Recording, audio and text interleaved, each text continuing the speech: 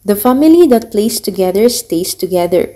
Yan ang kasabihan na isinasabuhay ng 7th Infantry Kaugnay Division upang lalo pang tumibay ang samahan at pagkakaisa ng bawat personnel. Hinggil dito, isang fellowship golf ang isinagawa ng Kaugnay Division sa pangunguna ni Major General Andrew Costello na ginanap sa Fort Magsaysay Golf Course.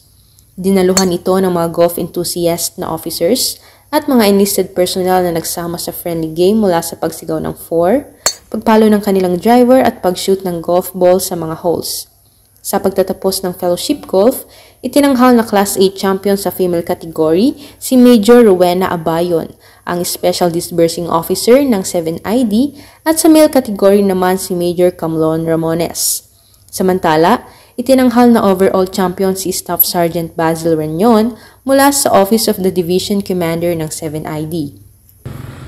Bukod sa unity at camaraderie na isinusulong ng Kaugnay Division, nais din nitong makilala ang ipinagmamalaking Fort Magsaysay Golf Course na maaaring mabisita ng mga golf enthusiast na personnel, dependents at mga civilian stakeholders. Mula dito sa Fort Magsaysay, Nueva Ecija, ako si Erica Rafael, ang inyong kaugnay.